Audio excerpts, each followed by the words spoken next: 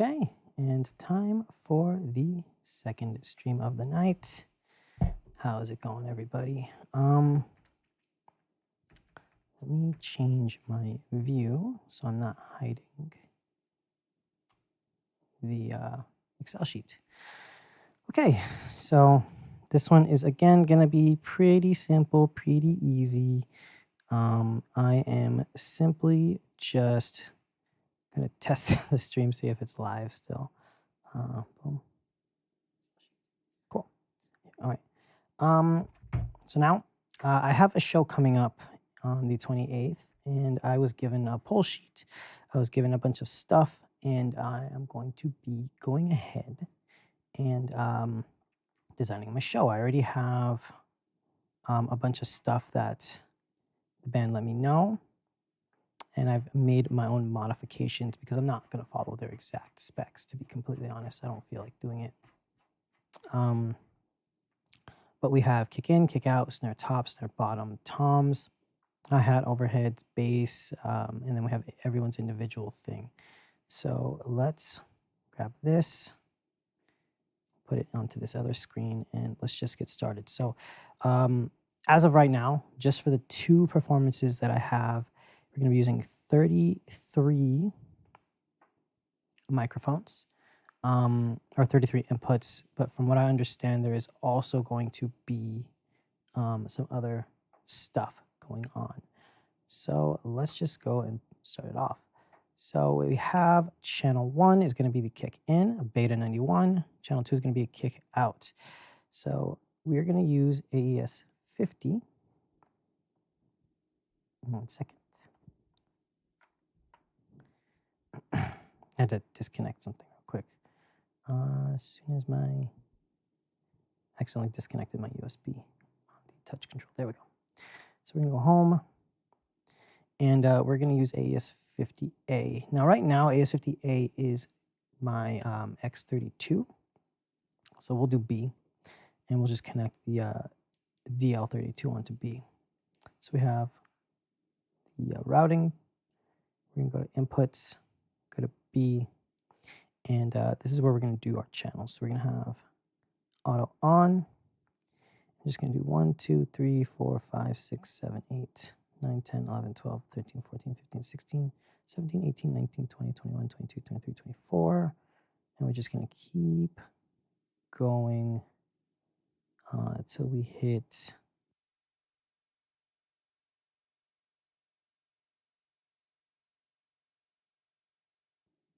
till we hit 39. Sorry about that. Let me see, am I still coming through? Yeah, okay. Cool. So now that we have our inputs, we're using 39 channels. Some of these are not actually going to be used as 39 channels, though. So if we look at the sheet real quick, let's see, we have kick in, kick out. So it looks like channels 9 and 10 are going to be overheads. So we're going to actually just come into the input channel 9, go to 50B, and we're going to make this stereo. Boom. Okay. The next one that's going to be stereo, it looks like it's going to be 17 and 18. So let's start by labeling these. So we're going to have kick in, make it red. Go to the next channel, kick out, make it red. Boom. And no, actually, so it's going to be like this one and this one. Okay, then we're going to have snare top. And we can actually go to the naming, and it should actually give us like a recommendation when you click here for the naming, but I don't really care about that. We're just going to do snare top, snare,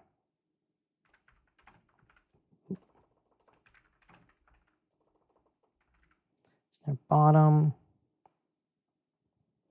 And next is our hi-hat on channel 8, I believe. 2, 3, 4. Oh, no, sorry. Then we have toms. So tom 1. We're just going to make these all red. And we're going to do tom 1. It's going to be a high tom, mid tom, and this is going to be a floor tom, I believe.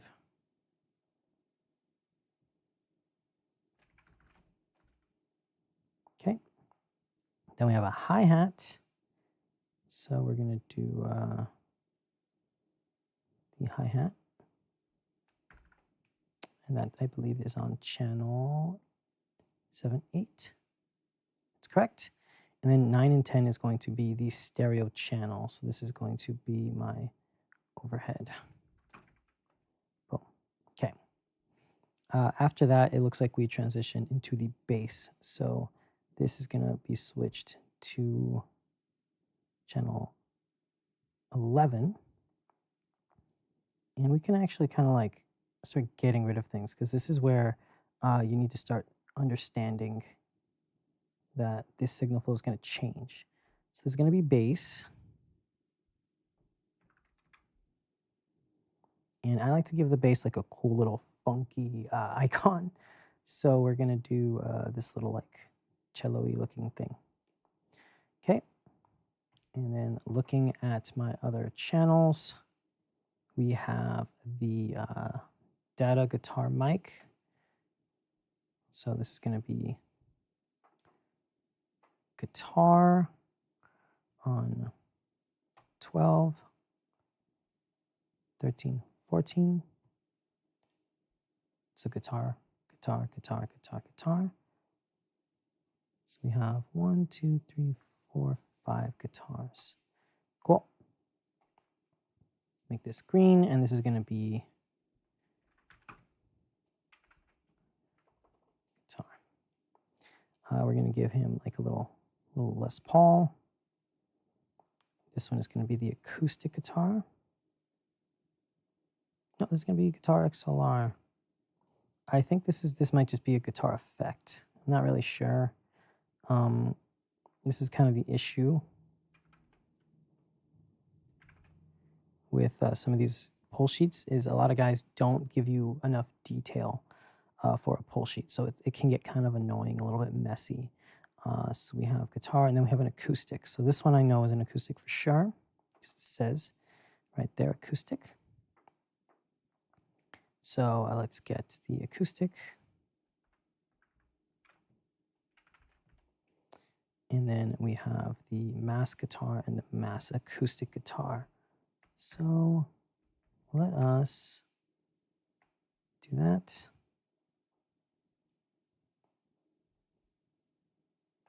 Mass guitar. And I'm going to give it a little flying V.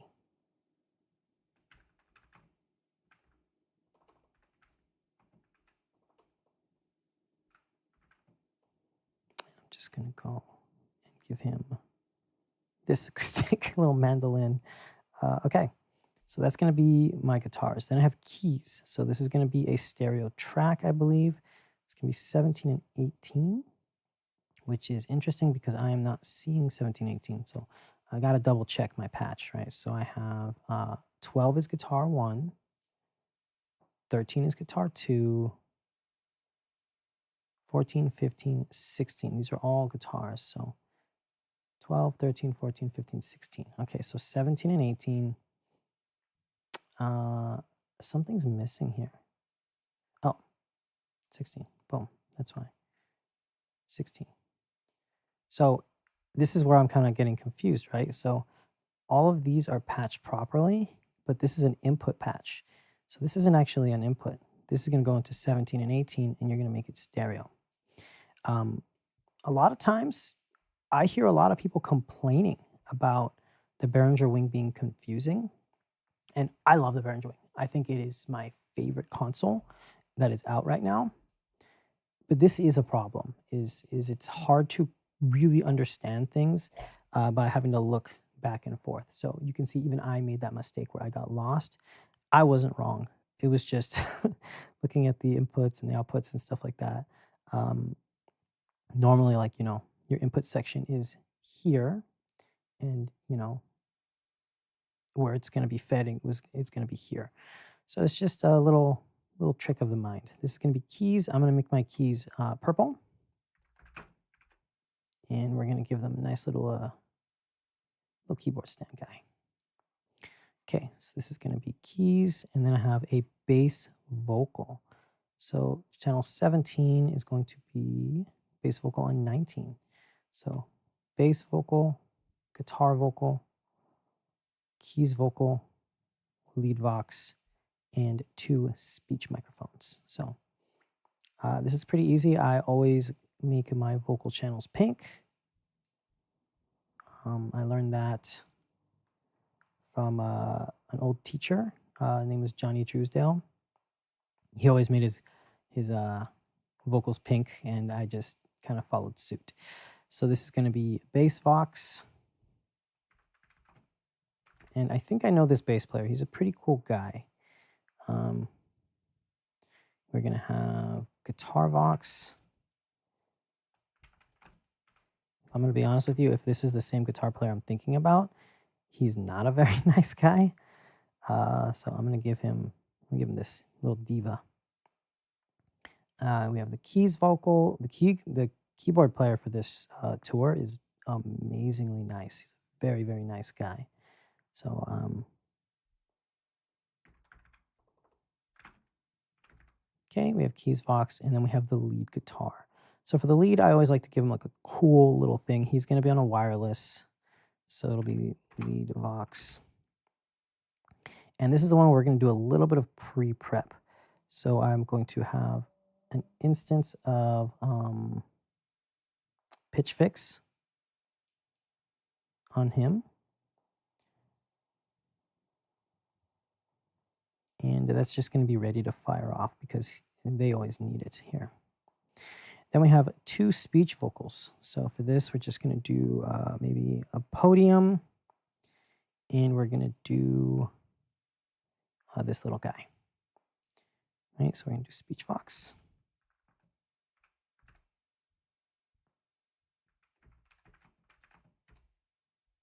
Let's put a 1. Cool. Easy. Now we have some laptop DI.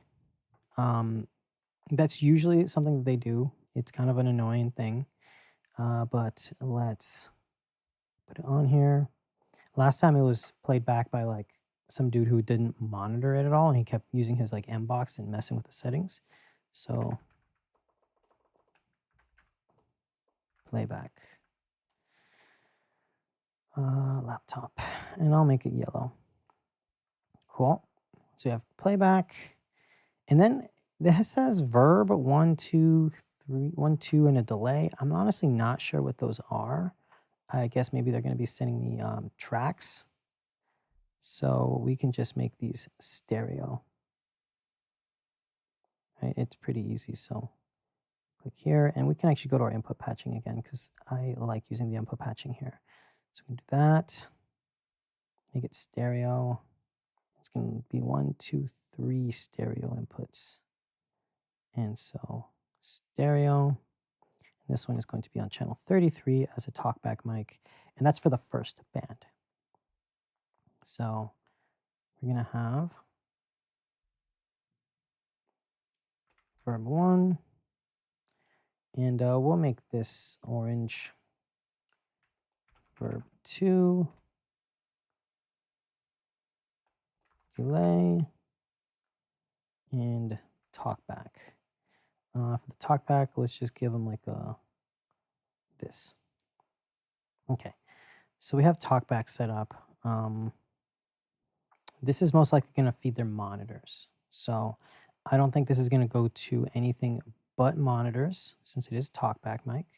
So the way that usually works is we're going to make this pink, and I'm just going to pre-filter this out because they don't need to hear a bunch of stuff. something like that. Oh, someone left a message.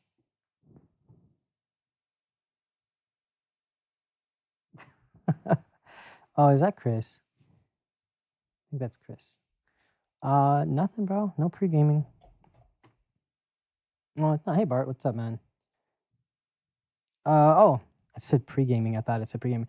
Hey Bart, so I have a show coming up in a couple days, and I was given an input list, and I'm just preparing for it. It is going to have multiple performers, multiple artists, and this is what I have so far. I have more stuff here that I need to look through, but for the most part, I'm just designing the show. I like to just do some prep work. It's pretty fun. What we've gone over so far is all of the inputs, and one big thing is that I like to stereo link channels, right? So like my overheads is on 9 and 10 on one channels, keys on 17, 18 inputs, input 17, 18 on channel 16.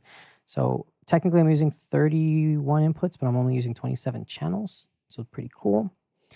And I'm just doing some pre-prep. So this is gonna be a talkback mic that we're using here. So this is not gonna go to me. This is gonna automatically go to the monitors. And I will double check how many monitors I'm using. But I'm going to set this to basically be -5, maybe -10 for the monitors.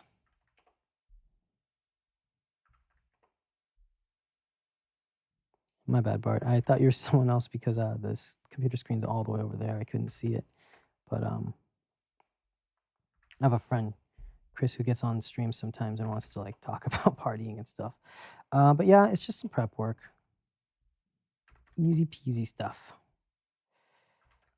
There is an easier way to do this, by the way. I'm just doing this because I'm on my laptop and it's just better for me to just do it like this. I actually have my wing right under me and I don't feel like using it like that, but it's gonna be a talkback mic. So we're gonna playback, verbs, all this stuff.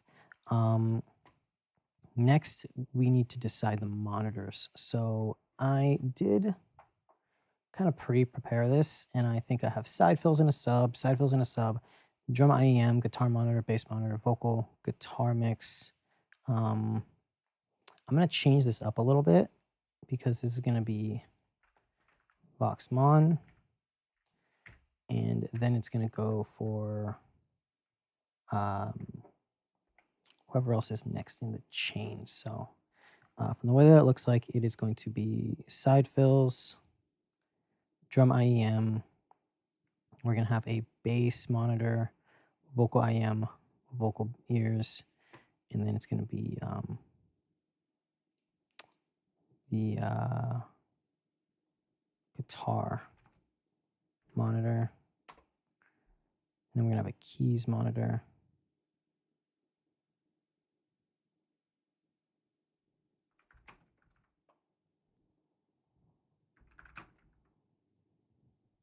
Oh, hold on. My Excel sheet is acting weird.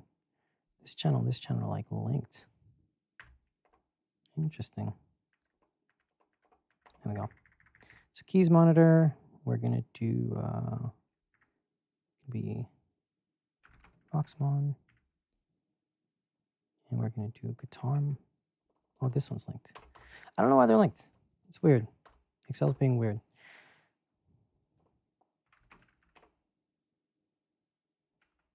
Okay, no clue why it's linked. I don't really care. We are not going to use Excel then. So the way that this is going to work is we're going to go to our buses. Let me see what you have to say.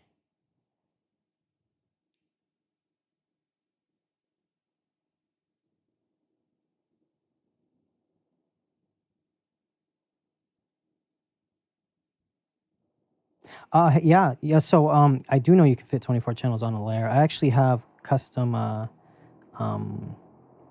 layers that I make after. Wow, there's a car speeding on by right now. I have the windows open because it's so hot here. Yeah, I actually use these custom layers where I'm going to add all the channels. I'm going to just go like edit, and that's where I'm going to do all that stuff. But that's going to be later on. As far as the talkback for me goes, yeah, I actually set up my talkback right here. My talkback comes in to aux 8, and then I have aux 7 be my pink noise that's going to help me ring out the room and stuff like that. And the drum IEM is going to be mono because it's just going to be a mono one. And then the vocal IEM is going to be stereo. Vocalists, I noticed they perform better when they're in stereo. Yeah, you're right. You can assign 24 channels on every layer. And all you have to do is like click this little button to hide some of the controls. It's completely correct. Right now I'm just doing this to like label channels and stuff. But once I finish doing that, that's when I'm gonna utilize the custom layers. But yeah, we're gonna set up the buses now. So according to my weird Excel sheet, it's gonna be side fills, and this is honestly just gonna be side fill left, right.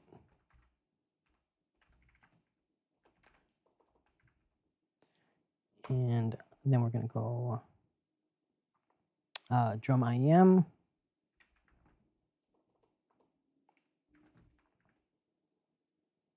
And then we are going to go guitar mon.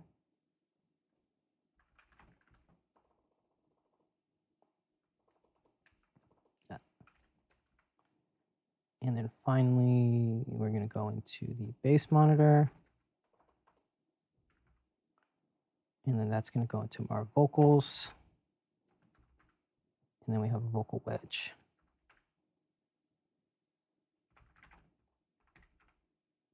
And then I believe there's going to be a second guitar.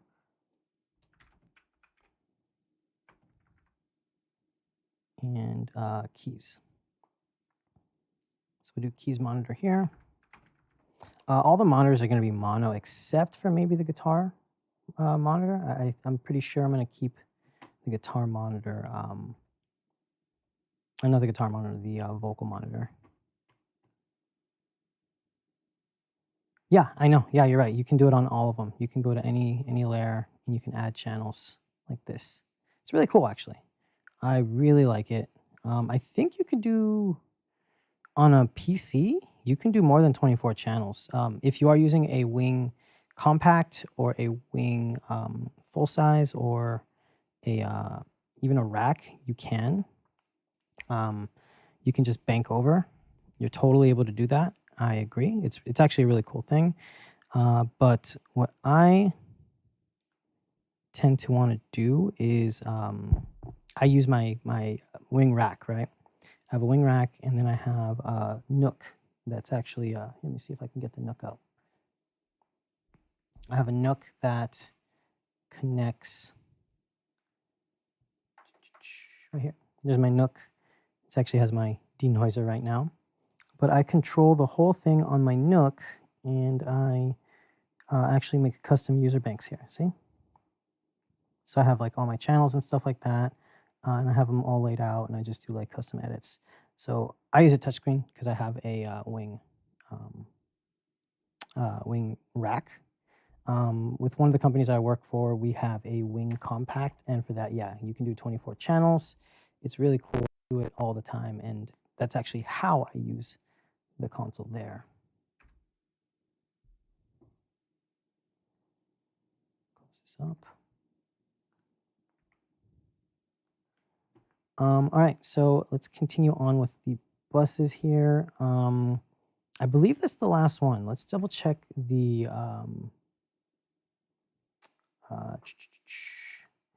so we have keys. Yeah, so we have the side fills, we have the bass, drums, we have this one. So it looks like we have 2 guitar IEMs. I think we're good. Like I said, these guys don't really give you a lot of clear detail. And what I'm going to do is I'm going to make sure stuff is mono or stereo. So I don't know what this is. This is 10.25 or 27. No clue what that is. A7, that is going to be I believe that is my pink noise. So we're just gonna grab this, copy it. We're gonna hit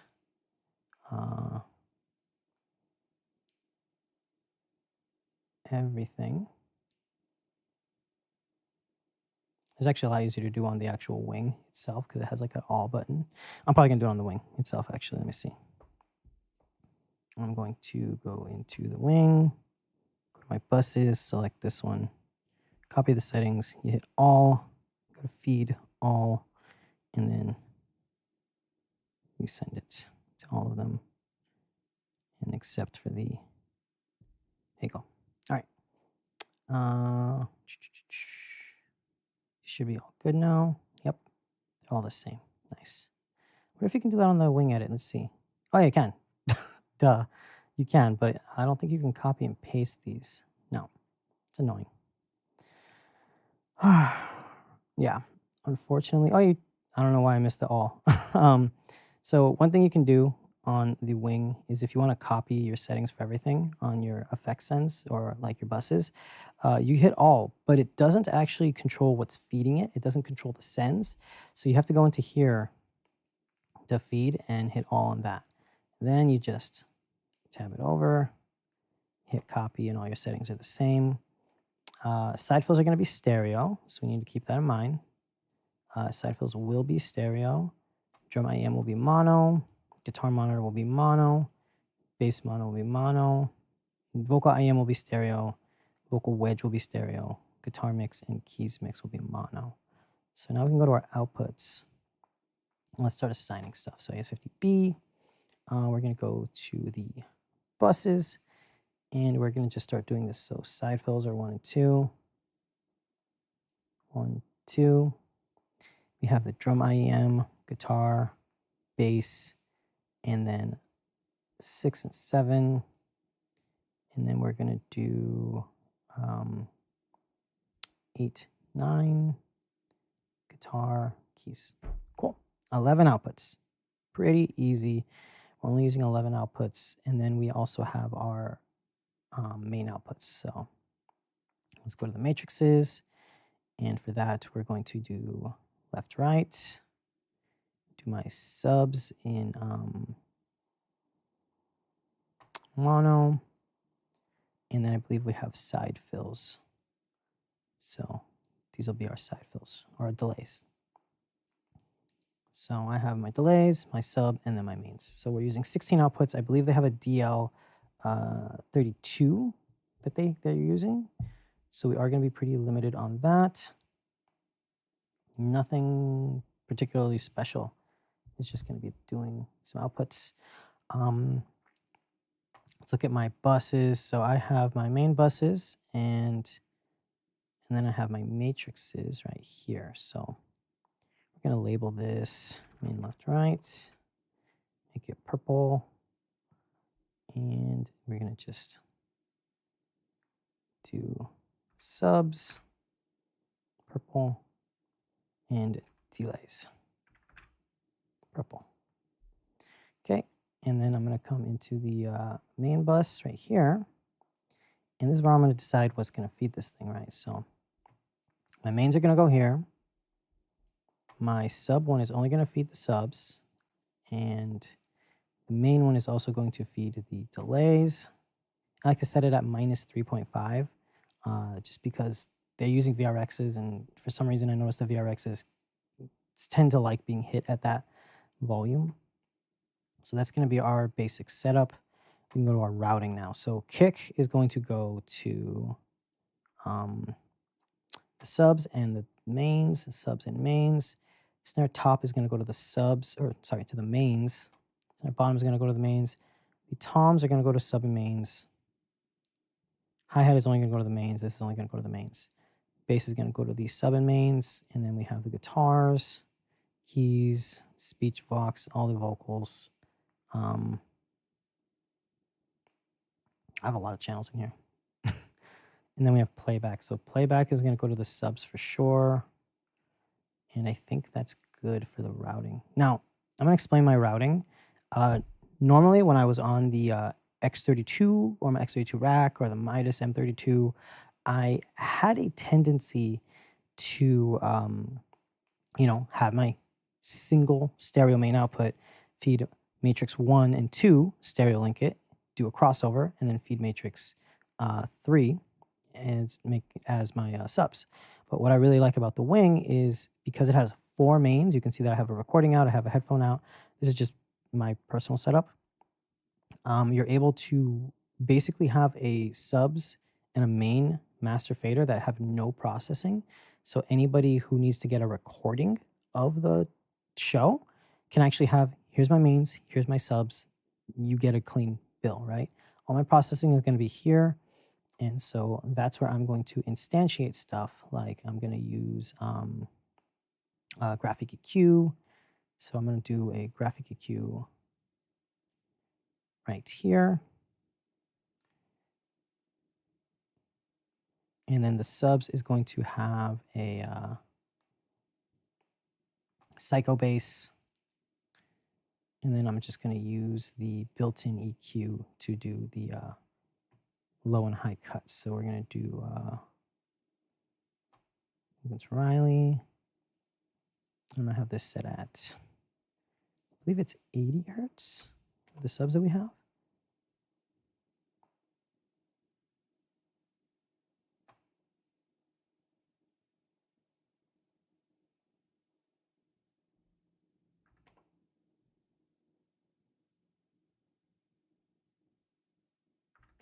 Boom.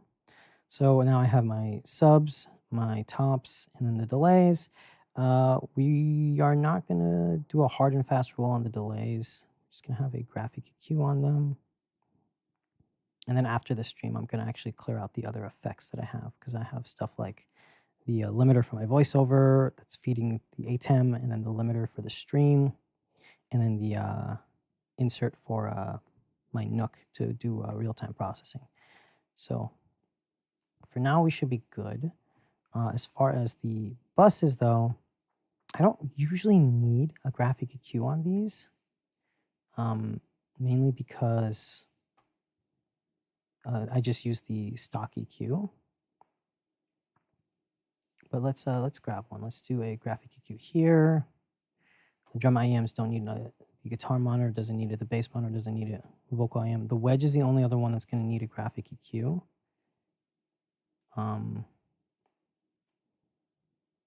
And one big thing that I do with my graphic EQs is I do not have them in true curve mode.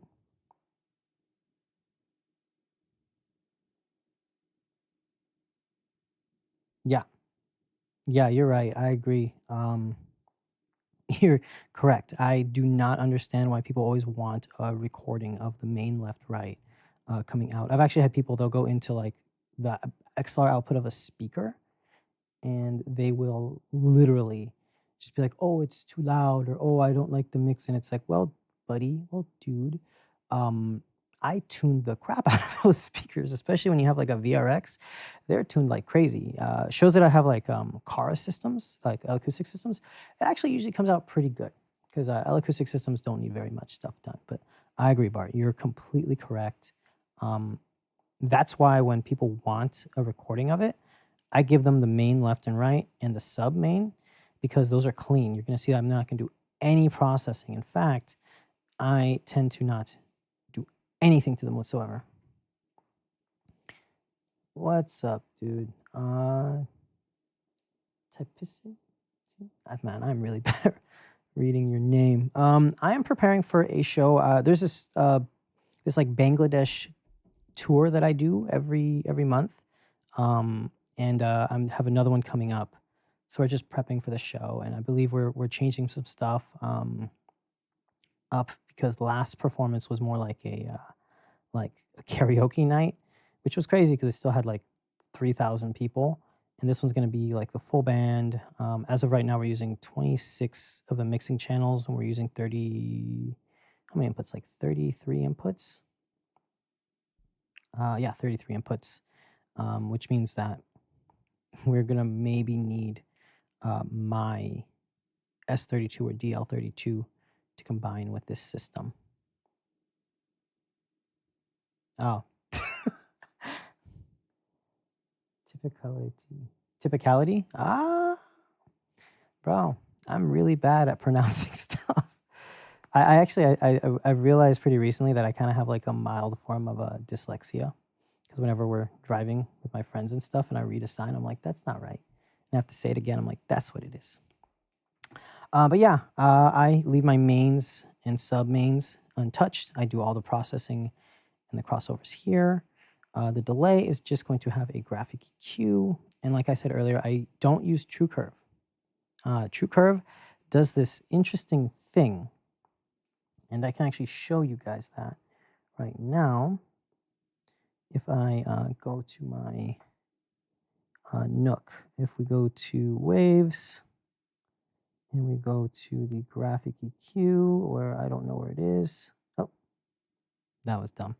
You know what's going to be easier actually is just to show you on here. But if I go into my DAW, and let's go for Waves.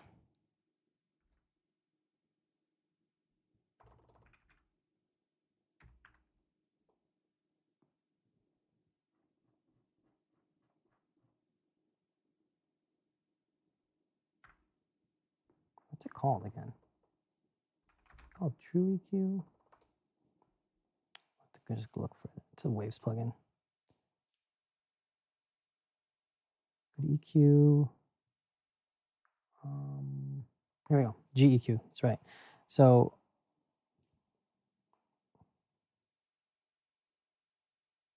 there we go. So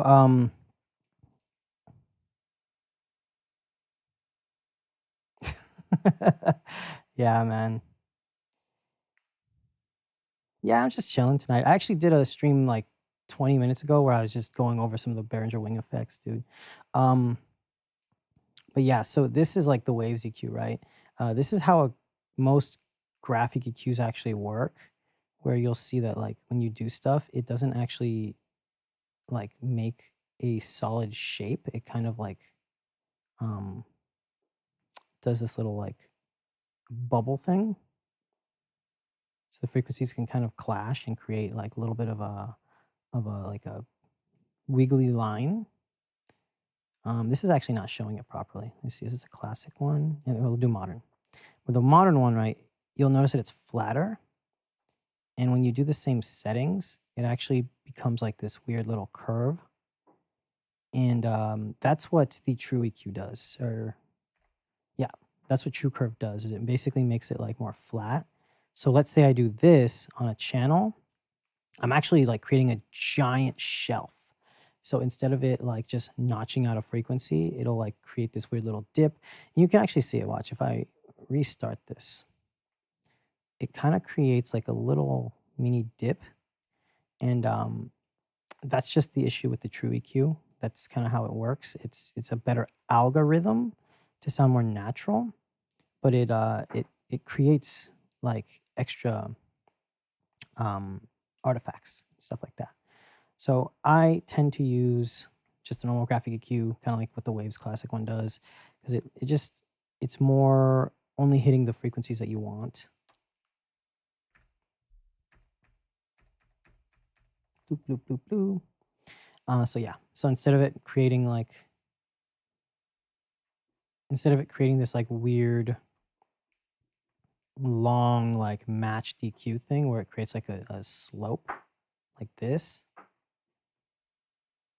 the normal EQ just kind of does this. So it's like cutting specific frequencies at an octave out. So that's just a thing to know. But yeah, graphic EQ, Psycho Bass. I always have. Oh, hold on. Do you know of a name of a plugin which shows impact of compressors, EQs, or signal? Oh, Plugin Doctor. Actually, Plugin Doctor does that. I have Plugin Doctor here somewhere. Plugin Doctor would let you this right here. You're talking about Plugin Doctor. I actually was using it earlier because I just bought these, and yeah, it lets you check out like the curves. You can do like match them, see if they fit or not. it's a Plugin Doctor for sure.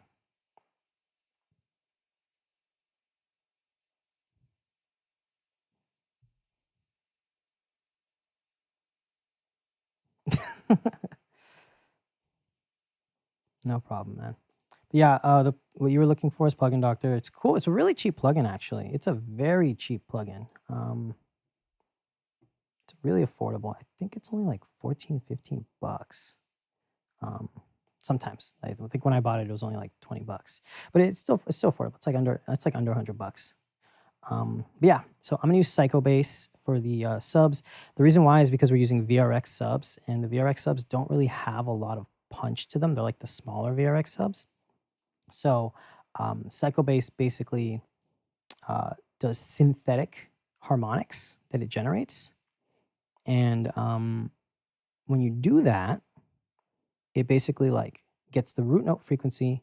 It creates a octave up, like a resonant frequency at the octave up, and it makes it sound like there's a lot more bass, and it's a lot less dangerous than when you use Submonster, because Submonster, which is a Midas effect, actually generates harmonics under the initial frequency and above, and it can really make like a sound system that can handle the low end sound amazing. It's really good, but, and this is the big thing, if you have subs that are small, they will blow because they cannot handle the extended low end.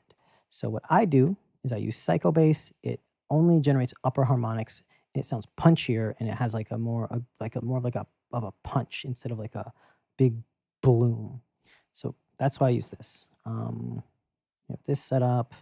I'm not going to use any other matrices, I don't think, and I definitely can't use this.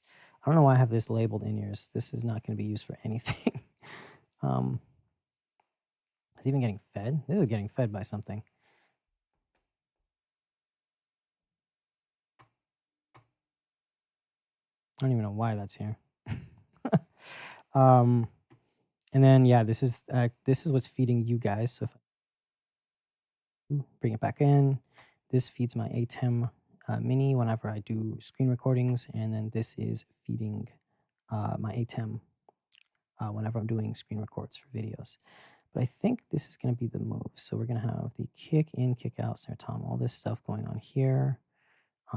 We have the tracks, and I think I'm going to do some pre-prep work here. I'm going to do a low and high cut, low and high cut. I always just turn these on, to be honest. I like turning on my filter section a lot.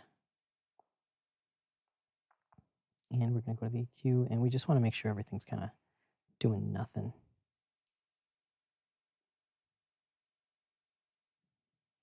Now for my kick in, I have some effects that I do tend to use more than not.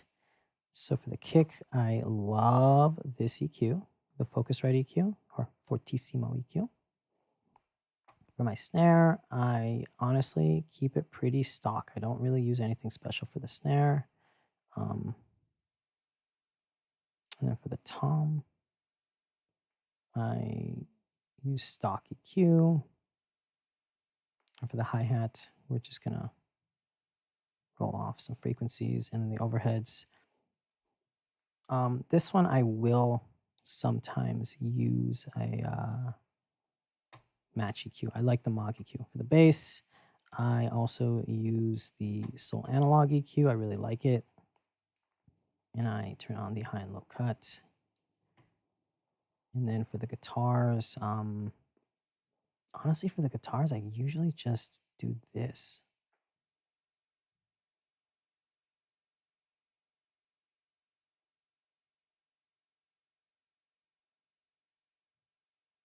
Now for the acoustics, I usually will use an insert too. So let's do the body res.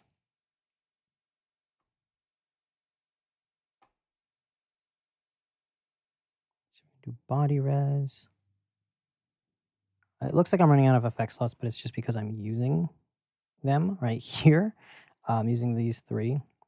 So I do technically have 4 slots available, but I don't need any more slots, so we're fine. Be fine.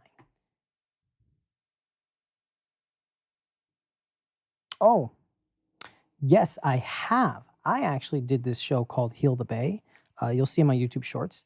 The Vocal Writer is a very good plugin, an extremely powerful plugin. So the way that it works is, let's see if I do this.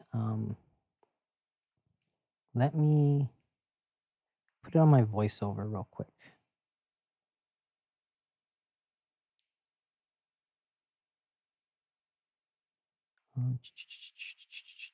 There we go.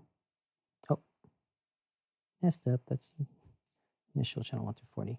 Let me see. That's me right here. I believe basically if you put the Vocal Writer on yourself, it'll ride the level. So I'm using the LA 1176 to do compression. Hey, hey. So instead, let's do the auto writer, right? And let us do this. So check this out. I'm going to start talking. Hey, hey, hey, hey, hey. How's it going? So you set a target. So this is how loud I want it to be. This is the range, is how much are you going to allow it to do the vocal writing. So hey, hey, hey, hey, hey, hey, hey. Check. How's it going? You're going to see that it's listening to my voice and it's boosting it up and down. You set the threshold of where you want it to be sensitive to, and you set a ratio. So I usually go for a low ratio, and you set the speed either fast or slow, and it basically works like that. So you can like automatically ride a vocal. So if I get really loud, it'll slowly bring me down. It works really well, to be completely honest with you.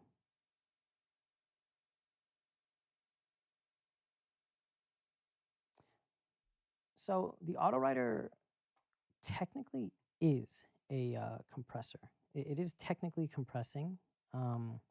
Hey, hey, let me just get this back up. Hey, hey, check. Hey, I don't know. I can't see my. Okay, doesn't matter. The AutoWriter is actually a kind of compressor. So the way that it really is functioning is, think of it as like a slow volume ride compressor, because that's kind of like what Wave's Vocal Writer does. So the speed is how fast it responds. The ratio is a normal ratio, a 2-to-1, all the way to 100-to-1 essentially. And then the hold, that's where it's really important, is the hold.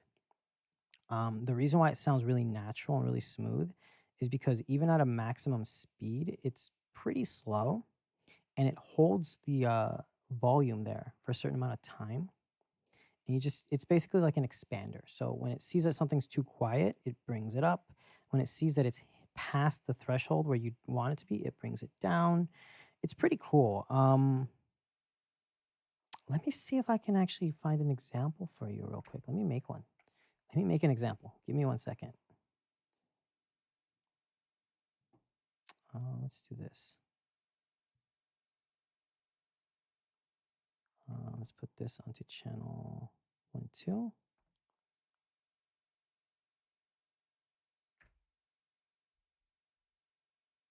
And let's go to my wing.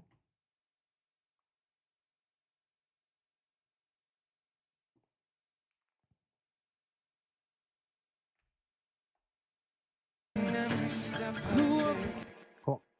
So we'll just take this out.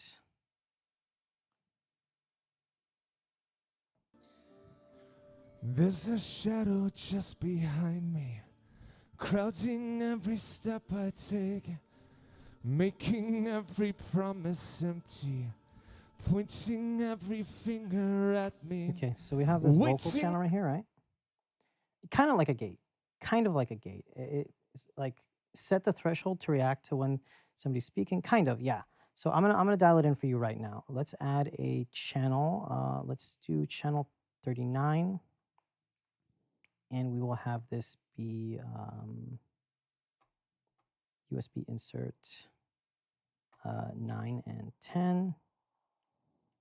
Bring this up and let us take a look at what we can do here for you. So I'm going to go into my DAW. make it come out of 9 and 10. There's a shadow just behind me, crowding every step I take, making a... Okay, so we're gonna do an instance of the auto writer, right? You see the vocal? Let's say we want it to have a target lower than how he is. So we're seeing it ride, right? So let's listen to it. There's a shadow just behind me, crowding every step I take, making every promise empty, pointing every finger at me, waiting like a stalking butler who upon the finger rest. Whether now the pattern must we, yeah. It's pretty cool. I would say kind of like a gate, but not a gate, because a gate will actually mute the signal. This is more like writing the level. So let's say I want to go for a target of negative 15. We're going to do a ratio of 2. A hold is going to be the really long hold and pause. And then the range is how much are we going to allow it to adjust itself to. So the target, the threshold is like where it's going to be sensitive to it. And then this is the actual level writing. The speed is going to be important because if you have it set too fast, it'll sound like a crazy compressor. If you have it too slow, it basically doesn't react. But think of it as a very slow reaction speed. There's a shadow just behind me, crowding every step I take, making every promise empty, pointing every finger at me, waiting like a stalking butler who upon the finger rest. Whether now the pattern must we, yeah. So I don't know if I meant setting the threshold as you would in a gate, just reacting. Yes, that is correct. That is very correct. You're essentially just setting it as like, hey, this is where my vocal is at. This is where I want it to be. And like if you hear this part right here, we're gonna bypass it, right? He's very choppy right here, very dynamic. There's a shadow just behind me, crowding every step I take, making every promise empty, pointing every finger at me. Especially right there, pointing every finger at me. But if we turn on, there's a shadow just behind me, crowding every step I take, making every promise empty, pointing every finger at me. I mean, you hear it. That's very consistent. And to be honest, I really like it. I'm like pointing at the screen. The camera's right there. I really like it. I also would recommend if you ever have tracks, like someone's giving you tracks, a playback track. What about the ratio? Works. Actually, you know what? Let's find that out. I always use a low ratio just because it is a live console. It's not like having any type of oversampling. So I always wonder or worry like, hey, if I do something too aggressively, is it going to sound too aggressive? But let me finish my thought and then we'll go over that ratio. But something that I do a lot with like Heal the Bay, the event that I did, we had tracks, right? And we had video playback and stuff. We had the stars of like Freakier Friday or whatever, or the Freaky Friday remake. We're doing like a little pop-up video thing. And since everything was so dynamic, I actually used AutoWriter to keep all of the different playback video sources the same. It was really, really cool. It was really cool. So let's do the ratio. So let's find a place where he's like a lot louder, like right here, right? Let's listen to this. To start this over and why? Right there's a good one because you can hear it. So let's say if we do a ratio of 100. To start this over and why can we dream forever? To To me, it sounds really aggressive. Let's try a 2-to-1 ratio. To start this over, and why can we dream forever? Yeah, I kind of feel like the ratio is the compressor sort of reaction to it. A higher ratio, as you heard, like you hear it sound like a compressor now. It's like wah, wah. It kind of gets too aggressive. Listen to that why, right? To start this over, and why? Yeah, it kind of like overshoots it. So that's why I like a low ratio 4-2. It makes it sound very natural. To start this over, and why can we dream forever? I just want to start this over, and Right there, we had to cut out, I think, on the wireless mic. start this over. Yeah, the wireless mic cut out right there. Yeah, I agree. With the higher ratio, it kind of like does too much. I think it's doing too much compression. Give me 1 second. It's getting really hot. I'm gonna grab like a drink, like something to drink. I'll be right back. It's just right there.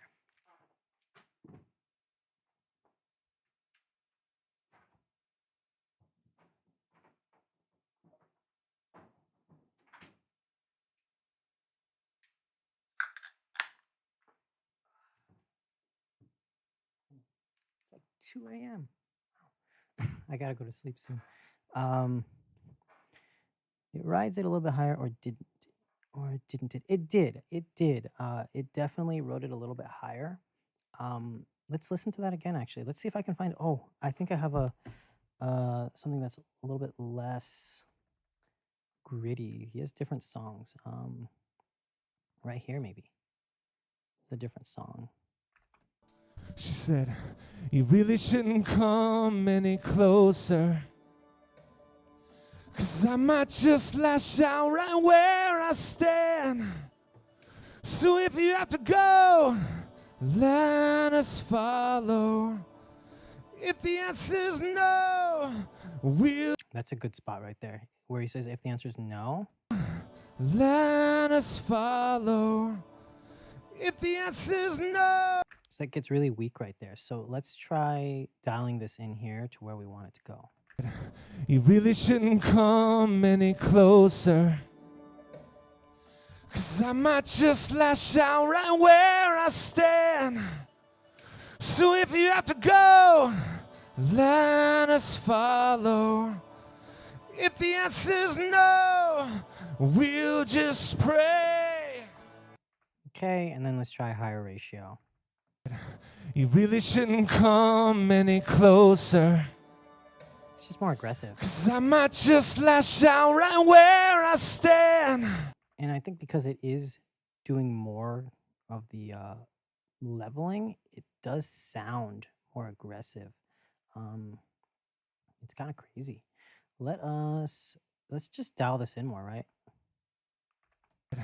You really shouldn't come any closer, 'cause I might just lash out right where I stand. So if you have to go, let us follow. If the answer's no, we'll just pray. Let's see how that sounded compared to it. Oh, let us follow. If the answer's no, we'll just pray. So it definitely sounds like he backs away from the mic. Oh, let us follow. If the answer's no, we'll just pray. That's actually really good. That's really good. And it doesn't sound like compression, right? It's writing it, but yeah, it's a great way of kind of like if you have a speaker, right? Someone who's speaking and they're like this, it's very helpful. I like it. Like I said, I use it for video playback, like constantly. So for my playback track, this is actually going to be a vocal writer, an auto writer on the gate. And I'm going to set levels as I need it because I'm not going to need a gate. Actually, I might. These guys don't don't properly do anything, so I'm probably going to have it here. And we'll use the source extractor as my gate. Okay. But let's go back here. The writer did a good job. I think it did a good job. What do you think, Bart? If you're still here, do you think it's doing a pretty good job? I think the speed control, I think I might have been wrong about the speed control not being a good thing to dial it up because it sounds really good. It's pretty responsive. So maybe right here. You don't want to care because it makes you feel alone. Yeah, it's kind of dynamic right there, right?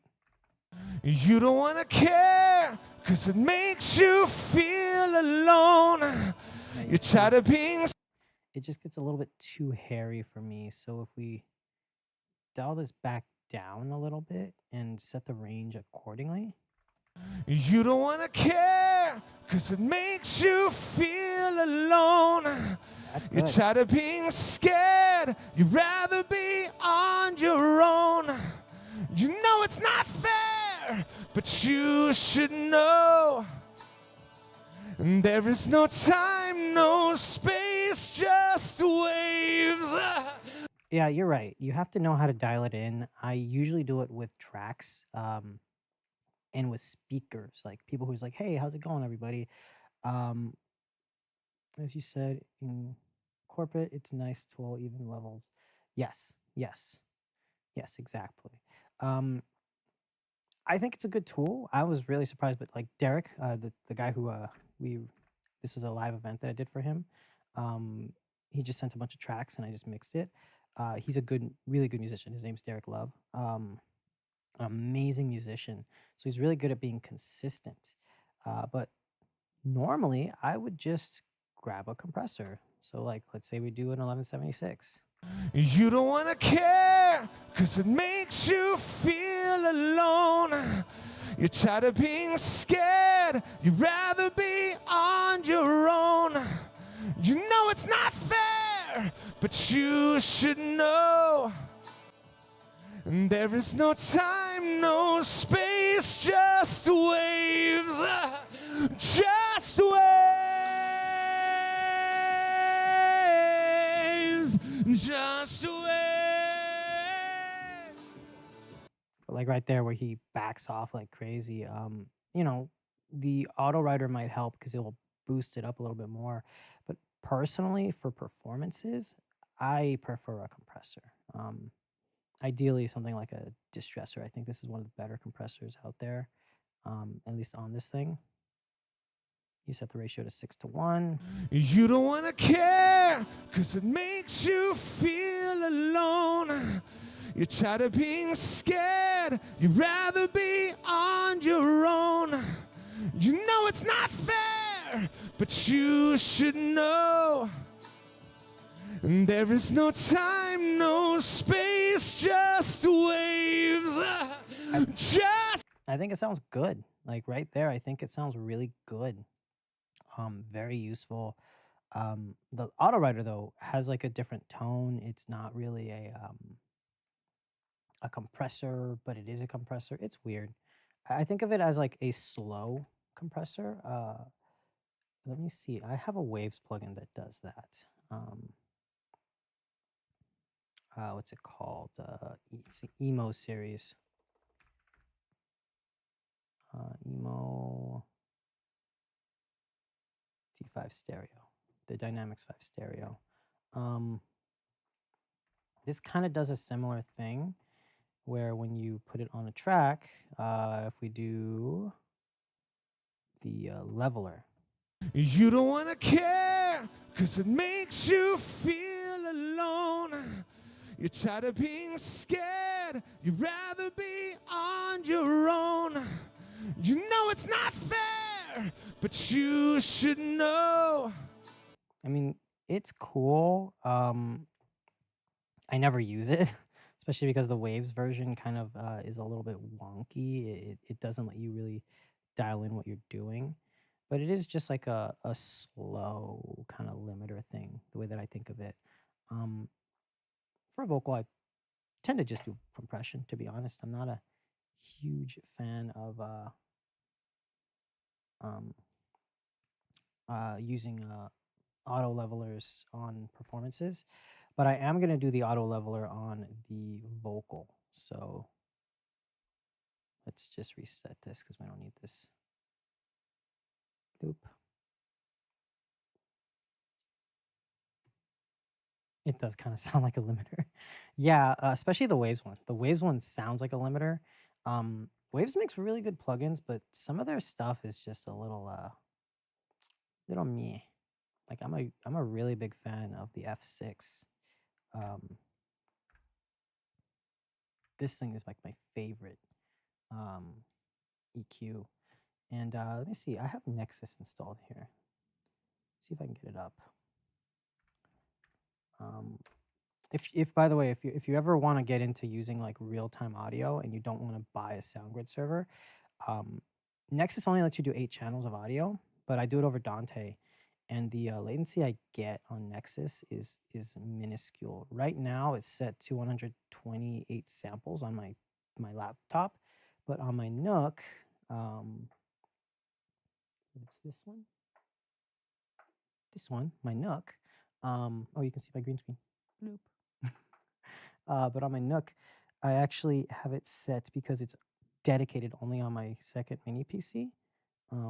I have the latency down to 64 samples. It's ridiculously low. That's actually where you're getting my voiceover from. It's coming from the Nook in real time. But yeah, so what you would do for like a Waves thing is I would say, let's grab a plugin right there. Actually, I think I have the plugin scan. Yeah. But what you do is you just insert the plugin here. Let's just add an internal one. Let's pretend that let's pretend this Tube Screamer is a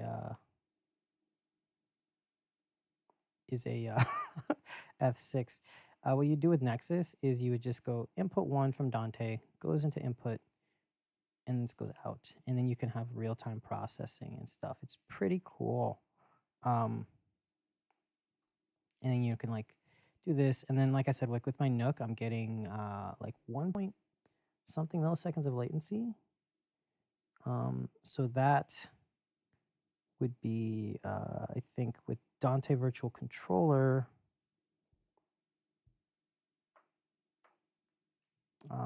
I think I'm going to get 4 milliseconds of latency. It's 5.3 milliseconds of latency in total that I get by using the Nook. So that's pretty comparable to what you get with a SoundGrid system. You get about 3 milliseconds of latency. So 2 milliseconds more is pretty cheap alternative. It also uses a lot less CPU than the Wave Super Rack Performer. I have Super Rack Performer, and I've noticed like if I use the denoising plugin that I have, right here, this guy, it like hits like 30% CPU, and on Nexus it hits 1.8% CPU. So Waves is not very efficient. Got any more questions, Bart? This is actually kind of fun. I think this session is pretty much good to go, though. Let me see. Let me see for my good overheads, my bass. And then for the bass here, we'll most likely do an insert of the, what's it called? Jazz Clean Amp. And for the compressor, we will use the no stressor. The gate, I usually don't use a gate. I will use the distortion, the Soul Warmth. And then for the acoustic guitar, this is just normal guitar, it doesn't really need a gate. Usually don't use this. Maybe I'll have a dynamic EQ. Stock EQ. I'll use the SSL compressor. I do this actually for all my guitar tracks. I really like the SSL compressor. I think it sounds fantastic. For the acoustic, we're going to use the red compressor because it's a lot less aggressive. It's definitely a chiller little vibe. And we're probably just going to use a dynamic EQ. I prefer dynamic EQs a lot, to be honest, so that's going to be the move. Fast, threshold all the way up. The acoustic will do the red because it's a very good compressor. 2-to-1 ratio, threshold all the way up.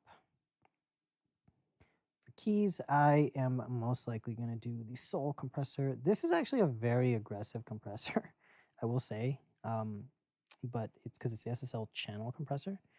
And then there's my vocals. So vocals are going to get a special treatment. So they're going to get a dynamic EQ, and he's going to get the source extractor and LA2A combo. And I'm just going to change the order. So it's going to be this, and then the de-esser. That's my order for him. And let's copy that over to the other guys. So we do gate, dynamics, EQ.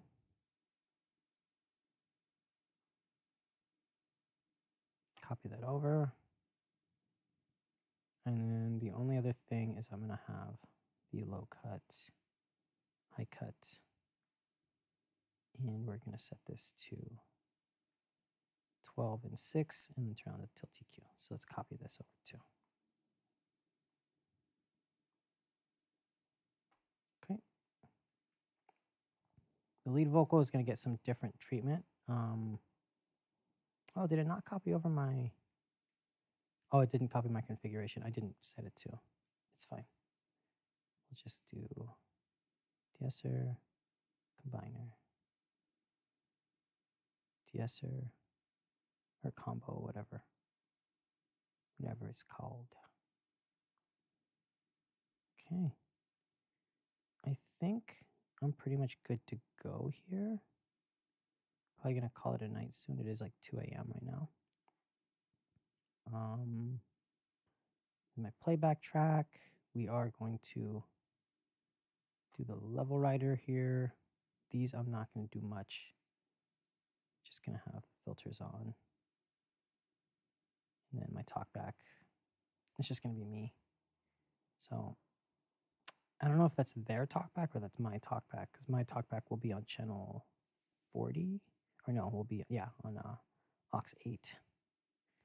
So I think we're good to go here. The lead vocal is going to be different. They're going to use this, and pitch correction. Speech vocal, I'm going to have the combiner and the auto rider.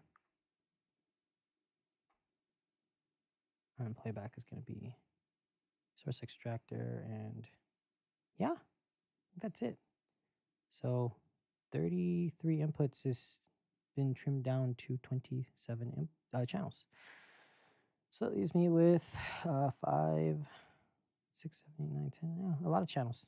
Lots of channels. This can go back down. We don't need this anymore. And don't need this USB input anymore. Cool. All right, guys. I think that's it for me. I will see you guys later. Bye.